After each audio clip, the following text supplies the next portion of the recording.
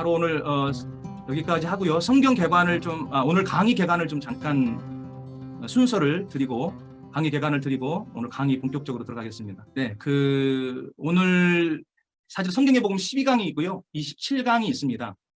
근데 이제 12강은 사역자들 또 목회자들 용이라고 보시면 됩니다. 빨리 하루 만에라도 단기간에 이 전체를 전해서 정말 거기에 관심을 많이 갖고 또 적극적인 어떤 이걸 더 배우려고 하는 어떤 자세를 보이는 분들, 이런 분들을 또 27강을 또 전하게 되거든요. 이 12강을 한 2.5배 정도 이렇게 풀어서 27강으로 만들어 놓은 것이 성경의 복음 27강인데 훨씬 더 자세하고 디테일하고 또 이 12강에서 이해가 안 되는 것들이 좀 더 이해가 되는 그렇게 풀어놓은 것입니다. 27강은 주로 평신도나 그 다음에 초신자들에게 참 전하면 좋고 또 매 주일 설교 때도 전해도 좋고요. 성경 공부를 하셔도 좋습니다. 12강도 물론 마찬가지고요. 잠깐 이제 오늘 하게 될 거는 성경의 복음 12강입니다. 특별히 이제 1강은 성경이 말씀하시는 복음이 뭐냐. 복음에 대한 선명한 정의가 사실은 이루어져야 우리의 신앙생활도 명확하고 바르게 갈 수 있지 않습니까? 그러니까 복음이 선명하지 못하니까 신앙이 선명하지 못한 거죠. 신앙이 선명하지 못하니까 삶도 생활도 분명하지 못하는 일이 벌어지고 있는 것입니다. 그래서 성경이 말씀하는 내가 정의하는 복음이 아니라 사람들이 신학적으로 정의하는 어떤 복음이 아니라 성경이 말씀하는 복음이 뭐냐 이거를 정확하게 정리하고 갑니다. 그리고 2강 인간의 복받은 존재부터 4강 문제의 본질까지는 인간의 문제를 다룹니다. 인간의 문제. 사실 우리가 왜 복음이 필요하고 왜 메시아 그리스도가 필요하냐 우리 스스로 해결할 수 없는 뭔가 심각한 문제가 있기 때문이잖아요.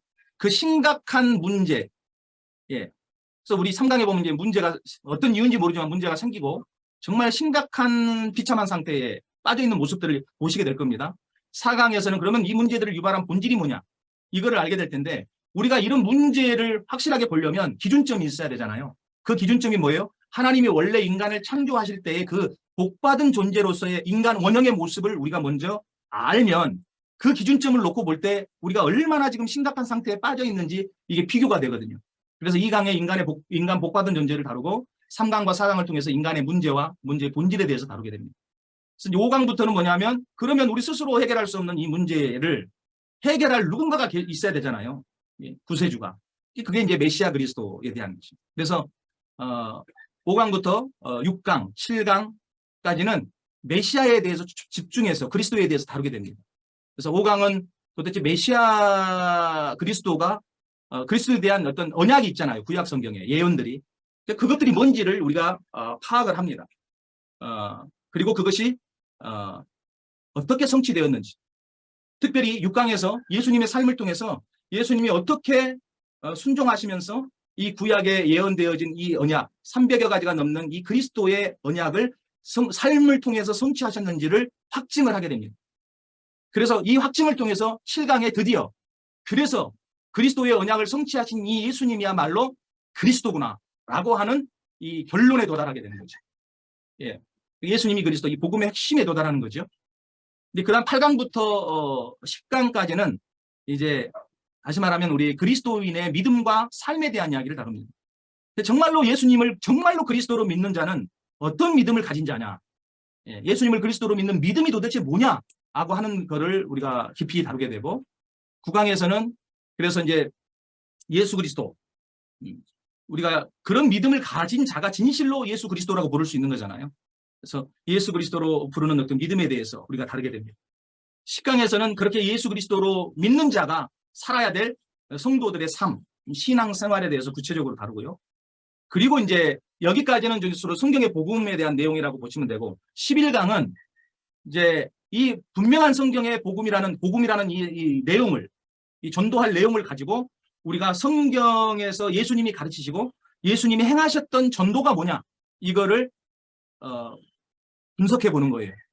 수많은 전도법이 있지만 어느 나라에서 가서도 어떤 환경 어떤 상황 속에서도 적용될 수 있는 것 그것은 예수님이 행하시고 가르치신 전도거든요. 그래서 성경의 전도거든요. 이 전도를 우리가 제대로 알고 행해야 된다.